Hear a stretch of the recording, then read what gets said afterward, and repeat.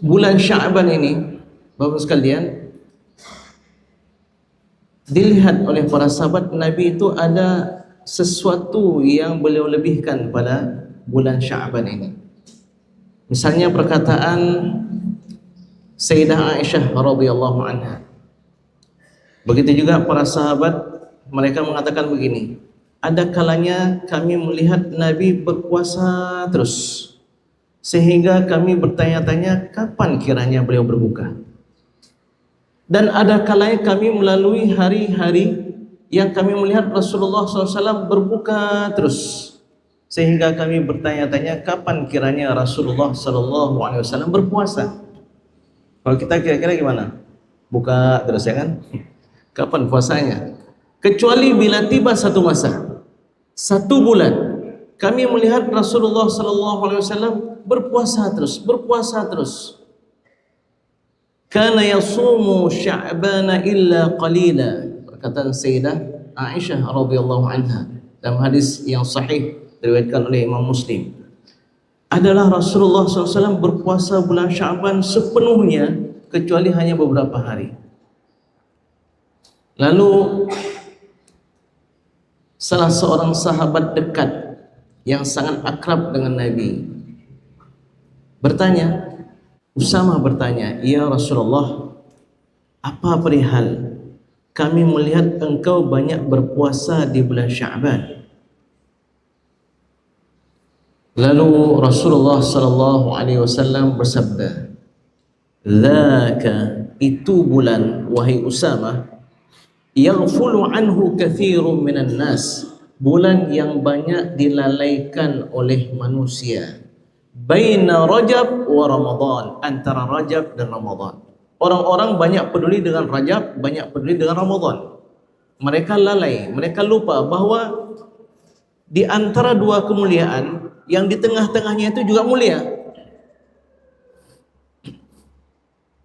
Kalau Rajab mulia, Ramadan mulia, maka yang di tengah-tengahnya Sya'ban itu juga mulia. Wa huwa syahrun turfa'u fihi al-a'malu ila Allah. Itu adalah bulan diangkatnya amalan manusia kepada Allah Subhanahu wa taala. Ternyata rahasianya apa? Ini Sya'ban, bulan diangkatnya amalan manusia kepada Allah Subhanahu wa taala. Laporan tahunan. Jadi Bapak-Bapak sekalian, ini banyak ahli hikmah mengatakan begini, buku laporan itu paling penting di halaman pertama dengan halaman terakhir. Ini ibarat satu buku, dibuka halaman pertama, daftar isinya, kemudian dilihat kesimpulannya, oh ini bagus. Begitu juga dengan buku amalan kita ini. Kalau bagus di awalnya, bagus di akhirnya, yang di tengah-tengahnya kalau ada kurang dimaafkan oleh Allah Subhanahu wa taala. Rata-rata kita, Bapak-Bapak sekalian, awal buku kita bagus semuanya. Kenapa? Bulan Ramadan. Awal lembaran kita itu ada di bulan Ramadan. Bagus semua insyaAllah. Tinggal bagaimana husnul khatimah dari buku laporan akhir ini, akhir tahunan ini, yaitu Sya'ban. Maka mari sama-sama kita hidupkan Sya'ban ini dengan sebaik-baiknya sekalian. Wa huwa syahrun turfa'u fihi al-a'malu ila Allah. Sya'ban ini adalah bulan diangkatnya amalan manusia kepada Allah Subhanahu wa taala. Wa uhibbu an yurfa'a 'amali wa ana sha'im, dan aku suka ketika diangkat amalanku, aku tercatat sebagai orang yang sedang berpuasa. Sidang hadirin hadirat sekalian yang dimuliakan oleh Allah Subhanahu wa taala. Ada beberapa amalan yang sangat penting untuk kita perhatikan di bulan Sya'ban. Yang pertama sekali, tadi kita mengatakan bahwa bulan Sya'ban adalah bulan Nabi sallallahu alaihi wasallam. Kira-kira apa ibadah yang terbaik kita lakukan untuk Nabi sallallahu alaihi wasallam? Apa sekalian? Berselawat. Makanya para ulama mengatakan Sya'ban ini bulan selawat. Bulan selawat, memperbanyak selawat. Alasan kedua, karena dalam Al-Quran ada satu ayat yang berisi perintah kita untuk berselawat kepada Nabi yang turun di bulan Sya'ban. Apa itu? Yaitu firman Allah Subhanahu wa taala, "Innallaha wa malaikatahu yusalluna 'alan nabi ya ayyuhalladzina amanu sallu 'alaihi wa sallimu taslima. Itu ayat itu turun di bulan Sya'ban. Ada yang mengatakan itu turunnya di nisfu Sya'ban, tanggal 15 Sya'ban. Dan menarik ayat ini, sekalian, biasanya ketika Allah Subhanahu wa taala memerintah orang-orang yang beriman, maka bunyi ayat tersebut dimulai dengan ya ayyuhalladzina amanu. Ya ayyuhalladzina amanu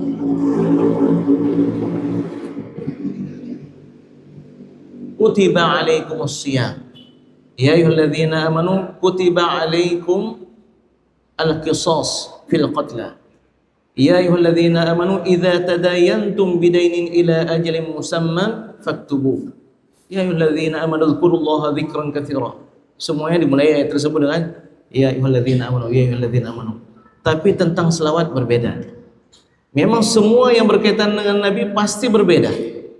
Semua Nabi dipanggil ya Musa, ya Adam, ya Nuh. Tapi kalau kepada Nabi ya ayyuhar rasul, ya ayyuhan nabi, enggak ada ya Muhammad dalam Al-Qur'an. Begitu Allah istimewakan Nabi Muhammad sallallahu alaihi wasallam. Berkaitan dengan selawat juga beliau istimewakan dengan bagaimana bunyi ayatnya? Innallaha wa malaikatahu yusalluna 'alan nabi. Baru ya ayyuhalladzina amanu sallu 'alaihi wa sallimu taslima. Kalau kita ikut versi ayat yang lain, seharusnya bunyi ayatnya langsung ya ayyuhalladzina amanu sallu 'alaihi wa sallimu taslima. Tapi ayat tersebut tidak demikian. Dimulai dengan sesungguhnya Allah dan para malaikatnya berselawat kepada Nabi. Allah saja berselawat kepada Nabi, malaikat saja berselawat kepada Nabi, apalagi kalian wahai orang beriman. Wahai orang-orang beriman, berselawatlah kalian kepada Nabi dan ucapkanlah salam dengan sebenar-benarnya salam. Maka oleh karena itu bapak sekalian, mari perbanyak selawat, mari perbanyak selawat. Ada orang enggak punya target selawat, yang penting banyak selawat. Enggak mau dia pakai sibahah, enggak mau dia pakai alat tasbih. Yang penting saya selawat Ustaz, sebanyak-banyaknya. Kalau kita enggak punya target bapak sekalian, boleh jadi kita selawatnya kita kira sudah banyak, padahal baru 20 kali. Pagi ada selawat, siang selawat, sore selawat. Enggak taunya hanya 10 kali waktu pagi, 5 kali siang, 5 kali sore, hanya 20 kali. Tapi kalau kita punya target, punya iltizam, punya azam yang kuat dalam hati, ini saya harus berselawat sebanyak 100 kali. Saya harus banyak selawat hari ini atau setiap hari di bulan Sya'ban, saya punya target selawat sebanyak 300 kali. Bawa alat tasbih, insyaAllah. Kalau punya target. Nanti setelah mencapai 300, kalau mau tinggalkan tasbih ya silahkan. Yang penting saya selawat terus Ustaz. Yang penting saya selawat terus. Jadi harus punya target. Jadi alat tasbih ini, sibhah ini adalah alat bantu sekalian. Bagus dia. Walaupun ada permasalahan apakah ini sibhah ini bid'ah atau tidak. Tapi ulama-ulama hebat, Imam Hasan Al-Basri mengatakan, kami sampai kepada Allah dengan ini, dengan alat tasbih ini.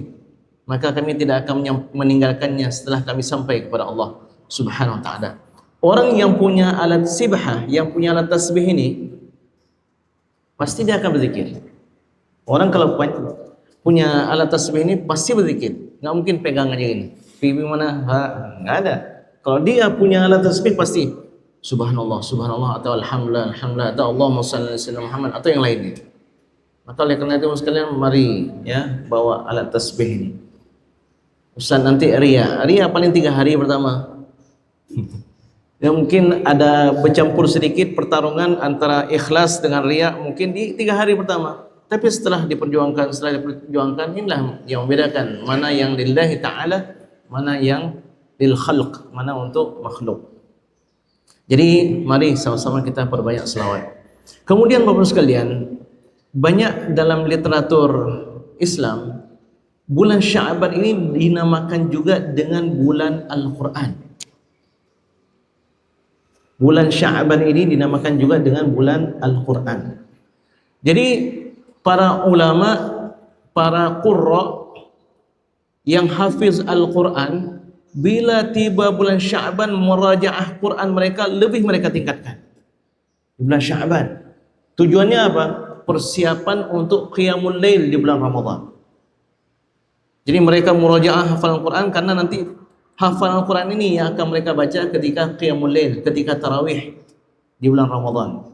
Jadi Bapak-Ibu sekalian, bulan Sya'ban bulan murajaah Al-Quran. Kita yang pernah menghafal Al-Quran, jangan kita tinggalkan Bapak sekalian.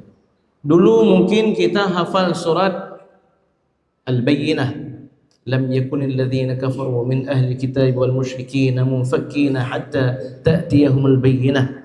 Sekarang udah lupa. Ulang Bapak sekalian. Karena termasuk di antara dosa besar adalah pernah menghafal Al-Quran kemudian melupakannya. Itu termasuk dosa besar. Bapak dulu pernah menghafal Iqra bismi rabbikal ladzi khalaq, khalaqal insana min 'alaq dan seterusnya. Bapak dulu pernah hafal amma yatasaalun, karena menghafalkan kepada cucu ikut terhafal juga. Sekarang dah lupa. Ini bulan Sya'ban diulang semua. Diulang sekalian, insyaallah. Ini akan kita baca nanti di bulan Ramadan. Jadi kita semangat, mudah-mudahan Al-Quran yang bersama kita ini enggak luput, enggak hilang demikian saja. Jadi Bapak sekalian, anak-anak kita ini pun harus hati-hati ketika kita didik mereka untuk menghafal Al-Quran. Jangan-jangan kita didik mereka untuk berdosa. Apa itu? Kita suruh anak hafal Al-Quran, suruh hafal Al-Quran, lalu kita enggak mempedulikan murajaah Al-Quran mereka. Terlebih lagi kalau anak itu semangat menghafal Al-Qurannya untuk MTQ. MTQ sampai usia 21 tahun. 30 juz pun maksimal usia 21 tahun. Nanti akan ikut tafsir. Tafsir bahasa Arab maksimal 21 tahun. Bahasa Indonesia, bahasa Inggris mungkin sampailah 33 tahun. Kalau sudah lewat 33 tahun, jangan sampai ada anak-anak kita yang mengatakan enggak perlu lagi. Kenapa? Masa MTQ sudah selesai. Masa kita membanggakan orang tua kita pun sudah selesai. Kita pun sudah punya anak sendiri. Ini dampak kalau seandainya Al-Quran ditinggalkan, diremehkan. Begitu juga fenomena salat tarawih dengan melihat mushaf. Kita tidak mengharamkan, kita tidak melarang, namun ada sisi yang terkorbankan, ada sisi yang menjadi terkesampingkan, yaitu perhatian kita kepada orang-orang yang peduli dengan Al-Quran, yang betul-betul jaga hafalan Al-Quran. Itu seyogianya jadi imam salat kita di waktu salat tarawih. Dan mungkin Bapak dan Ibu juga merasakan imam yang membaca Al-Quran dengan melihat Al-Quran, zuqnya, perasaannya itu yang bisa mendatangkan khusyuk dalam hati kita juga sedikit. Kurang bisa kita rasakan. Tapi orang yang mengimami salat kita dengan hafalannya, ya, terlebih lagi dia memiliki akhlakul karimah, itu pasti bacaannya ya membawa masuk ke dalam hati kita. Tapi inti dari kajian ini, Sya'ban dinamakan juga dengan bulan Al-Quran karena para ulama banyak murajaah Al-Quran di bulan Sya'ban sebagai diantaranya persiapan untuk qiyamul lail di bulan Ramadan. Kemudian ada satu lagi Bapak sekalian, mungkin ini jarang-jarang kita dengar, bahwa bulan Sya'ban termasuk juga bulan zakat. Biasa kita zakat di akhir Ramadan, betul kan? Tapi kalau kita lihat dalam banyak muraji', dalam banyak sumber, termasuk diantaranya adalah kitab Lataiful Ma'arif yang dikarang oleh Imam Ibn Rajab Al-Hambali, adalah salafun as-salih, rata-rata mereka mengeluarkan zakat mal di bulan Sya'ban. Tujuannya apa? Untuk mempersiapkan fakir miskin menyambut bulan suci Ramadan. Mereka perlu persiapan untuk sahur, perlu persiapan untuk buka puasa. Jadi diberikan zakat mal itu di bulan Sya'ban. Nanti di bulan Ramadan disiapkan zakat fitrah. Zakat fitrah itu untuk membahagiakan fakir dan miskin di hari Lebaran 1 Syawal. Sedangkan zakat mal di bulan Sya'ban untuk mempersiapkan fakir miskin beribadah, fokus beribadah selama 1 bulan di bulan Ramadan. Sayang sekali kita melihat orang fakir miskin ketika kita buka puasa, reuni atau apa, mereka minta sedekah. Kenapa? saya nanti malam sahur nggak tahu mau makan apa. Anak saya nggak tahu nanti malam sahurnya makan apa mereka. Jadi zakat mal di bulan Sya'ban, zakat fitrah di bulan Ramadan.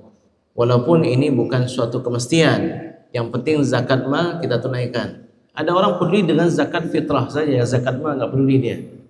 Padahal yang mengkayakan fakir miskin itu ada pada zakat mal. Zakat fitrah berapa Jawan? Ya, yang 10 mu atau apa gitu, 2,5 kilo beras itu tidak mengayakan kecuali hanya untuk satu hari di hari Idul Fitri. Tapi kalau zakat mal ini, masya Allah, ya. Kemudian jangan melarikan diri dari zakat mal. Sawit kan nggak ada Ustaz dalam kitab. Ya, ini bapak sekalian, bukan kita meremehkan kitab, tapi karena salah memahami kitab, disitulah masalahnya. Para ulama mereka menjawab permasalahan sesuai dengan zaman mereka. Imam-imam besar kita itu menjawab permasalahan sesuai dengan zaman mereka. Tapi manakala sekarang ini bukan lagi emas dan perak dalam transaksi keuangan kita, kemudian orang lebih peduli dengan sawit daripada padi dan seterusnya. Kalau kita bertanya kepada mereka yang melihat bagaimana kondisi saat ini, mungkin mereka akan menegaskan bahwa itu semua wajib zakat.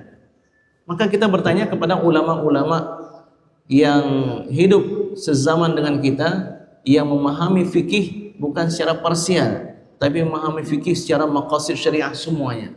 Mereka pasti akan mengatakan inti daripada zakat seperti ucapan Nabi SAW, tu'khadhu min aghniyaihim faturaddu ala fuqaraihim, diambil dari orang-orang kaya mereka lalu diberikan kepada kaum fakir miskin di antara mereka. Yang memiliki 20 hektar sawit itu kaya atau miskin? Kaya. Bapak sekalian, maka kita gunakan juga akal. Dalam Al-Quran banyak afala ta'qilun, afala tubsirun, afala tatafakkarun. Bagaimana? Orang yang hanya memiliki beberapa petak sawah wajib zakat, yang punya sawit tidak wajib zakat. Lalu kita kecilkan lagi, kita sempitkan, kitabnya begini, nasnya begini, teksnya begini. Kalau begitu kita menjadi seperti orang-orang Wahabi. Orang Wahabi itu kan tekstual. Kalau Ahlus Sunnah wal Jamaah, tekstual dan juga konteksnya kita pelajari. Ini arahnya bagaimana ini?